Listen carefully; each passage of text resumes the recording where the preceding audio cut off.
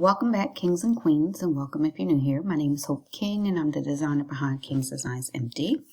Today, we're in Cricut Design Space, and I just want to show you how to design your own boxes. I was playing around in Design Space over the weekend, and I made a wonderful box that's the size of a pencil. So I just want to show you how you can do that. So first, I just want to show you, this was my original box design. As you can see, the finished box measures 1 by 6 inches. And I did tan to show you that this is the top of the box, and blue to show you that this is the bottom of the box. So this is what we're going to be working on today. So we're going to start by clicking on New Project and getting a clean canvas here. Then the first thing we're going to do is go over to our shapes. And click on shapes, and because I'm screen recording, my images are being hidden, so give me just a minute so I can work around this.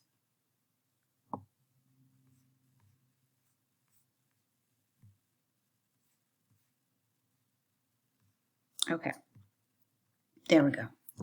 So I clicked on shapes on the side, and I am going to pick a square. The first thing you want to do is go up to the top and unlock it. Whenever I'm designing boxes or shapes or anything like that, I like to put everything on the 0, X and Y, so I am getting it directly in the corner. So if you don't know how to do that, go over to your position, put 0 here for X and 0 here for Y, and it will get it perfectly aligned in your corner so that you know what you want to do. Now, I know for my box, I wanted it to be about 1 by 6 as finished. So I'm going to change the height and width to 1 by 6, or you can rotate it and do 6 by 1, depending on how you like to look at things. But I know I wanted a 1 by 6 inch so I could get a size of a pen in it. And this is basically the size of pens you can get from the Dollar Tree. A Jot notebook pen can fit in this. But so that's your framework. You wanted to have it 1 by 6 so that you can get something like that inside. And I'm going to just change this to a random color so it can kind of be my placeholder for the size. So again, I'm going to click shapes. I'm going to choose a square. I'm going to set it to my 0 position on my X and my Y. I'm going to unlock it so I can change the size and the shape. Now I want to make mine 8 inches. So I'm going to change this to 8 inches in width. And then I also want to make it 3 inches in height. Now, the good thing about this, I'm going to try to show you the easiest way to do this so that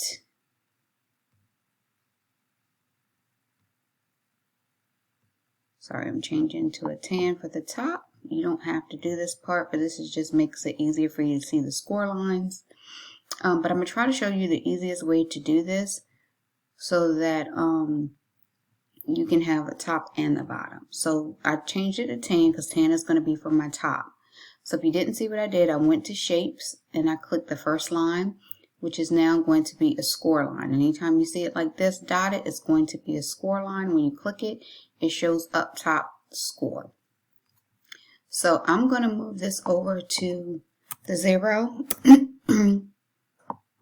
I'm going to change the X to the 1, and I'm going to change the Y to the 0. So now it's sitting on the 1 inch line, but it's only 2.5 inches, so I want to unlock it and make it 3 inches.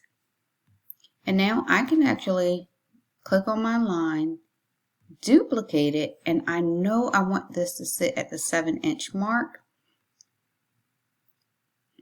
So let's see, because sometimes I can confuse myself. I want it to go over to 7.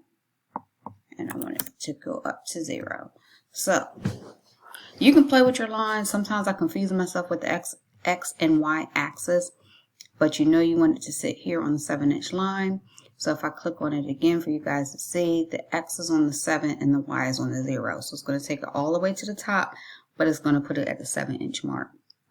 Now, I want to go ahead and attach mine. I know some people may not want to do this right now, but I want to go ahead and attach it. And then I want to rotate it. I don't have to rotate it. Sometimes people find it easier to rotate. So let me show you what I would do if I did not rotate it. If I don't rotate it, the first thing I can do is go over here to my shapes, click it, and now I can rotate the line instead of having to rotate the box. I can put the line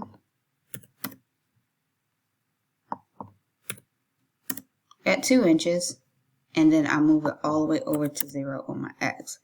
So now it's sitting here. But again, it's not long enough. So I want to unlock it, and I want to make it 8 inches so it goes the full length of the box. So you guys see that? So now I can duplicate it. And if I don't want to use my X and Y axis, I can just move it into place on my own. So now it's at the 1-inch mark. So I don't have to use my X and Y, I just move it manually. But I can also go back in and attach it. Now, if you were to send this directly to your Cricut mat and make it, it will be all good, right? So the only thing it would do is it would score your entire box, but it would not cut your lines for your box. So if you want cut lines, here's what we're going to do. I'm going to pick 2 lines. So I'm going to use these 2. Whichever 2 lines you want to use, you can use the vertical or you can use the horizontal. But I encourage you, whatever 2 lines you want to use, make sure you use the same 2 lines. So let me show you. Instead of having this 8 inches, I'm going to shrink this down to 6 inches now. And I know somebody's like, what? Why? But I'm going to show you.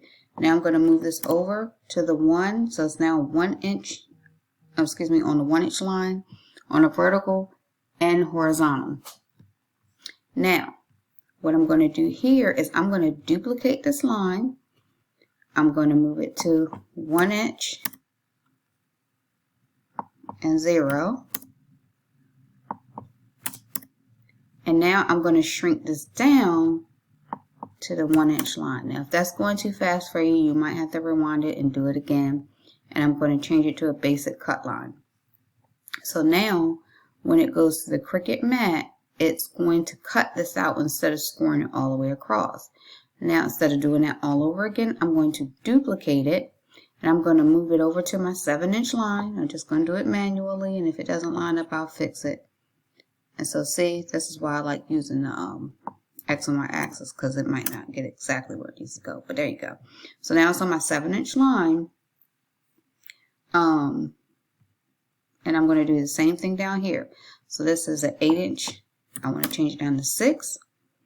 And I want to move it over. Now I can manually move it over to my 1-inch line. And I can duplicate these down here as well. And I can manually put these in place on the 2-inch line. If it's not perfect, I'll clean it up over here. And I'll duplicate it again and manually put it over here to where it needs to be. Now, I want to attach all this stuff so that when it goes to my mat to cut, everything's going to be together and I'm not looking for pieces. Now, let me show you. If I click that, it's going to show me 2 mats right now because I still have my orange in there as the placeholder. But if I go to my other one now, everything is together and I'm not searching for score lines and cut lines and all of that. Everything is together as one piece and it's going to operate as one piece. Now remember, I kept this as my placeholder as 6 inches by 1 inch, and now you see it fits perfectly right in. And for anybody that can't see it, we can move it so that you can see it. So now if you had something, whether it was orange or whatever, you put it inside your box and you know it's going to fit perfectly. We have the perfect lines. So I can hide this or delete it because I don't really need it. And the other thing I wanted to do is just show you, since this is now one piece, I want to duplicate it. And so I'm going to go down and find this color, found my square, and I'm just changing this to blue. You don't have to do this. This is just visual so you guys can see the difference. We have a blue box and we have a tan box. Blue is for bottom, tan is for top, and I'm just lightening up to make you guys be able to see it better. But at this point, our top and our bottom is exactly the same size, and I don't want it that way. So I'm just going to make it a slither bigger. And so I did 8.25. I kept it locked, so it's automatically going to adjust the height.